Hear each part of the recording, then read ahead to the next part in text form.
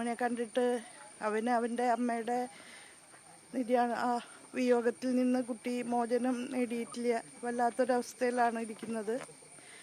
അപ്പോൾ ഞാൻ അവനോട് NSS വീടുപണി ഏറ്റെടുത്ത കാര്യവും പിന്നെ ക്യാബിനറ്റ് കൂടി അവനൊരു ജോലിയൊക്കെ നൽകുന്ന കാര്യം പരിഗണിക്കുമെന്നൊക്കെ പറഞ്ഞു. കുട്ടി അപ്പോൾ അവൻ അതൊന്നുമല്ല, അവൻ്റെ സഹോദരിയുടെ ജീവൻ സംരക്ഷിക്കാനുള്ള എല്ലാ പിന്തുണയും ഉണ്ടാവണം എന്നുള്ളതാണ് അവന് പ്രധാനം എന്ന് പറഞ്ഞു. തീർച്ചയായും ഈ ഗവൺമെൻറ് അവരോടൊപ്പമുണ്ട് എന്ന് പറയാനാണ് ഞങ്ങൾ വന്നത്.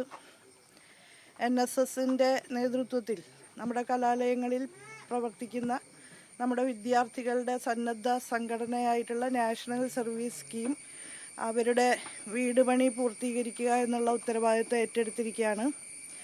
NSSൻ്റെ സ്റ്റേറ്റ് കോർഡിനേറ്ററായിട്ടുള്ള അൻസാറും MG യൂണിവേഴ്സിറ്റിയുടെ കോർഡിനേറ്ററായിട്ടുള്ള ഡോക്ടർ ശിവദാസും നമ്മുടെ MLA ആയിട്ടുള്ള ആശയും ചേർന്ന് അവർ 3 പേരും അടങ്ങുന്ന ഒരു കമ്മിറ്റി അത് ഈ നിർമ്മാണ പ്രവർത്തനങ്ങൾ മോണിറ്റർ ചെയ്യും. ഞാനും അതിൻ്റെ ഒപ്പം ഉണ്ടാവും.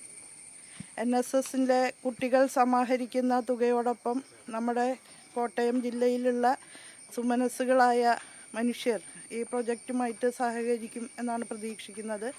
12,80,000 രൂപയുടെ എസ്റ്റിമേറ്റാണ് ഇപ്പോൾ തയ്യാറാക്കിയിട്ടുള്ളത്.